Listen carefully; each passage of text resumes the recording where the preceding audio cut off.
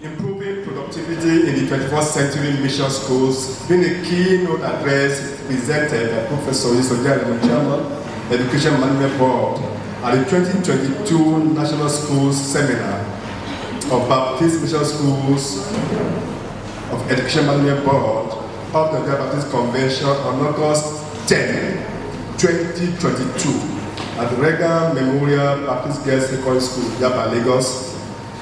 Distinguished attendees of the National Schools Seminar organized by the Baptist Mission Schools of the Nigeria Baptist Convention, I will deviate from the conventional approach of keynote presentations by premising this intervention on some thought-provoking questions. Please, I want you to follow me.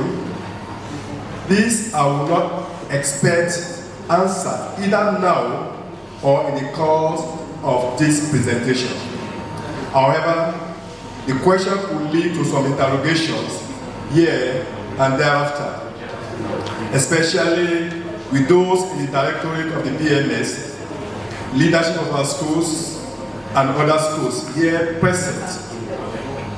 One of the challenges of leadership, especially of our schools, so one of the challenges of leadership, especially in productivity, is the inability to ask self-questions on how we can scale up our narratives. At least I'm saying that we should be asking ourselves questions how we can scale up our narratives. More often, the de facto narratives of productivity either remains as they are, or at best, ignored due to petty politics in organization. Why it is good to come together like this at a period every year, we should ourselves be critical and analytical of ourselves and organizations. Our schools we represent by engaging in some interrogations. However, before then, let me give just two definitions of productivity. Krugman, 1994, defines it as a ratio between output volume and the volume of inputs. It is also defined as the basis of improvements in human activities, especially from economic dimension. And just as Krugman partly alluded in his definition, this is a relationship between outputs and the inputs that are required to generate outputs. Let me at this point ask a question. If I have to go by the two definitions, what kind of outputs are we to generate? And what should be our indices of measuring productivity? These questions indicate the need for efficiency. In effect, productivity is a function of efficiency. Distinguished participants, I provided the above with a view to making us conscious of one fact, and that is, if private school organizations are doing much better at scaling up their narratives, the onus lies on us as Christian school organizations to do better. Often we seem to be lost out given the statistics of performances of our students in West African school examinations and unified tertiary matriculation examination. And this we've been seeing, hearing results of our students. I thought I set up the kindergarten working in where we sir. Principal B, congratulations. We learned that one of the students there had 9 A1s. 9 A1s. So we celebrate you, we celebrate that young child. Now, what I'm having it as is, we seem to look at the performances in WAEC and UTME alone. Beyond that indices, I think we should be doing more. It might be if we put our statistics of results side by side with those in the private school system, we will discover that we are not on the same latitude of measurement. The question is, what informs this? I make bold to say that their indices of productivity measurement are much stringent and better. The reason is that while we run as private organizations, we are conscious of our mission-minded ventures. Another question is, should our determinants of productivity be based mainly on cognitive output. I said we have to interrogate certain things. I don't expect questions here, sorry, answers here. But when we determine productivity mainly on cognitive domain alone, the young child at 9A was, the indices of measurement of his performance is basically on cognitive output. But beyond this, we should be interrogating others.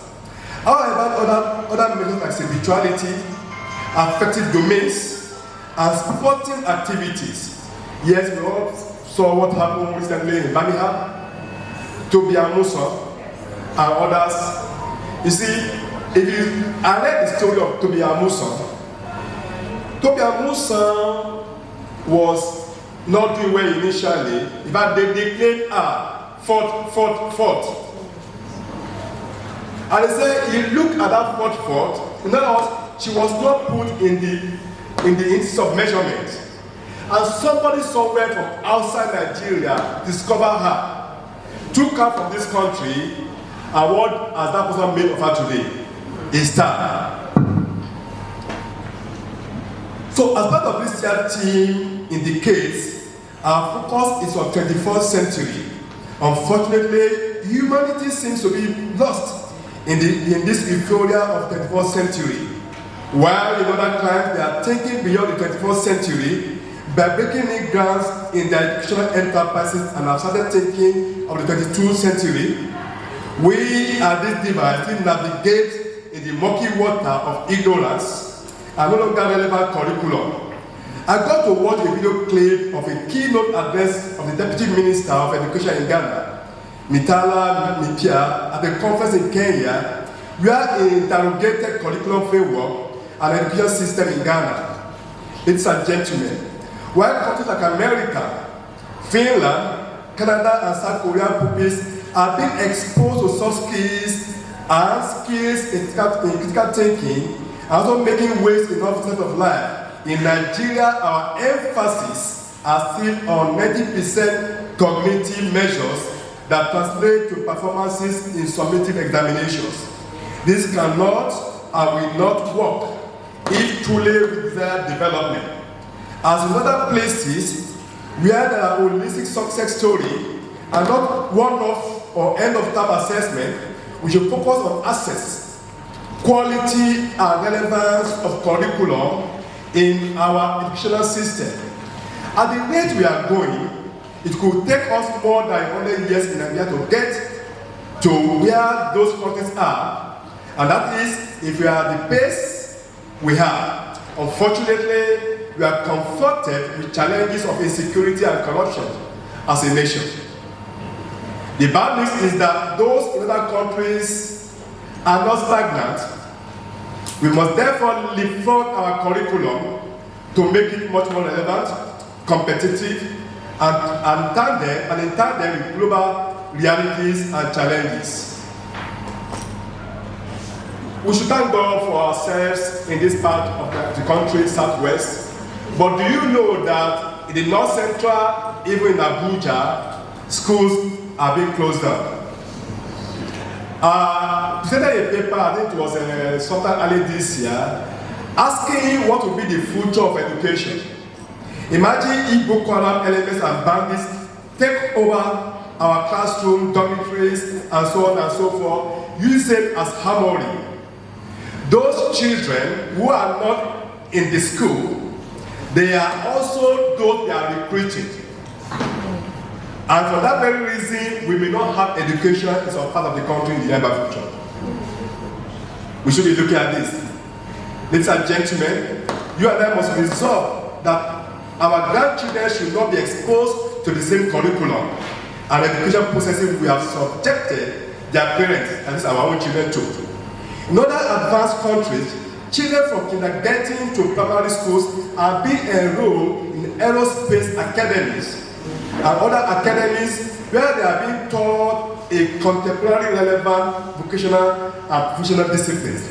There, they do not have to wait till they get admission to university to learn aeronautic engineering, computer and software engineering, and other well-sought disciplines. Who says a primary 2 pupil cannot be taught osmosis as a solvent molecule and its application in reduction of freshwater in algae cultivation.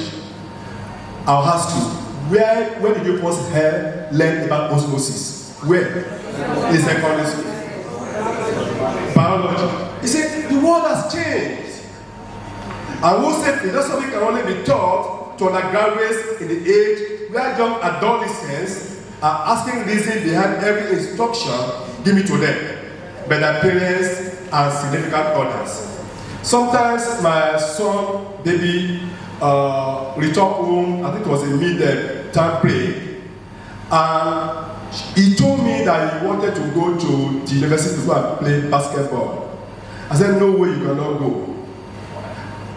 I said, because if you go, we are on strike, I will not be on the campus, kind of a thing, he will not go. He now said, Daddy, you will not leave home today.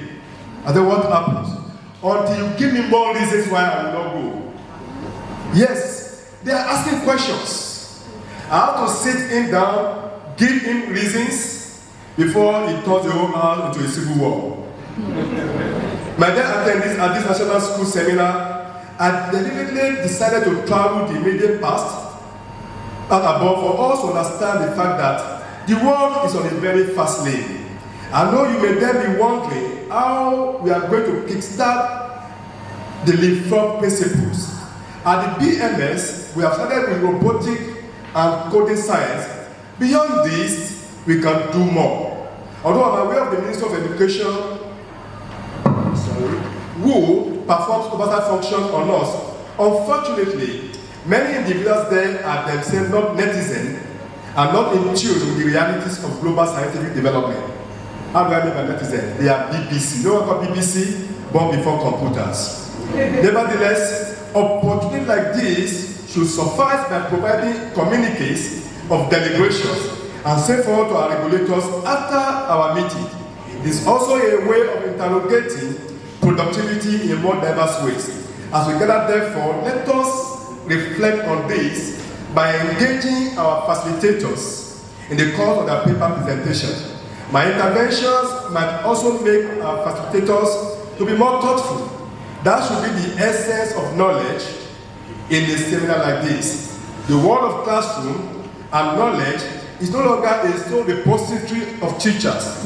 The reason why in other climes, knowledge impartation and acquisition is no longer close and one-way traffic. Everything is now made open. Ladies and gentlemen, it is not my mission to bomb you with an epistle or presentation. Nevertheless, I challenge you to do a personal assessment of your life productivity. And this is in line with the Holy Bible counsel to number our days so that we may get a heart of wisdom. Psalm 90 verse 12. Through this, I ask you to always work on what I refer to as life curriculum vitae. Your LCV's measure of productivity is a function of what it should be at the end of December every year, provided concerted efforts are made to place more premiums on our life values and achievements.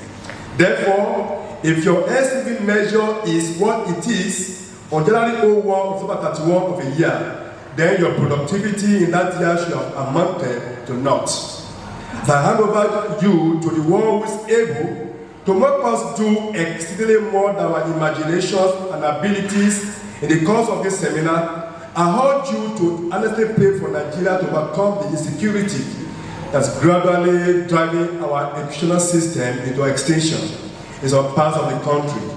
In doing so, the Holy Bible affirms we will do well because this is our own Jerusalem. And thank you for being a wonderful audience. God bless.